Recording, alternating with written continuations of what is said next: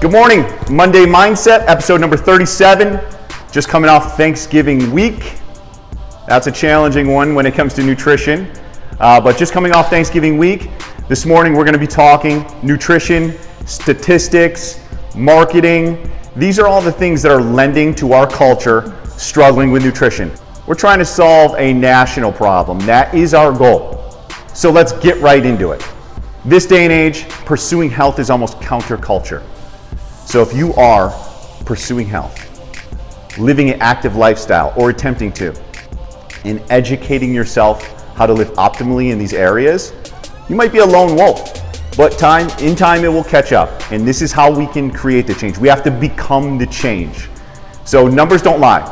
68% of Americans are considered to be overweight and 35% are considered to be obese. Guys, women are crushing us in this area. They say that 75% of men are considered overweight. Women are taking the initiative to educate themselves and make more healthy decisions than us. When it comes to our children, this is where we have a real problem. They say that childhood obesity has quadrupled in the last 30 years. So over 20% of children, 1 in 5 or better, are considered to be obese.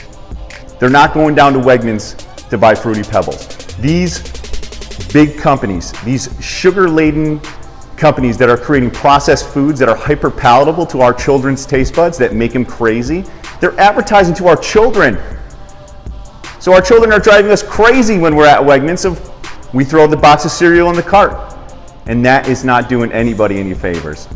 They say that about or approximately $10 billion a year is invested in marketing processed foods, sugar-laden products to us and our children, while only $1 billion a year is invested in obesity research.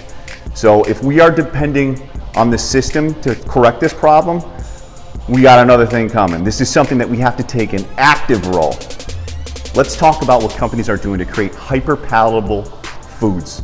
So these are foods that they send scientists in to create this, what they would call the bliss point. So they want to find the flavor that makes you crazy for it, almost as if it's like a drug.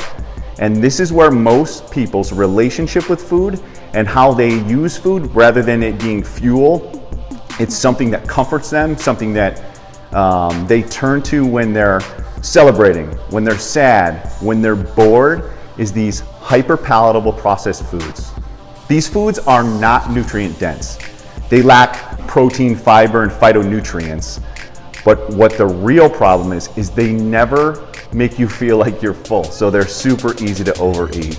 The biggest challenge with Americans today is that everyone is walking around overfed and undernourished.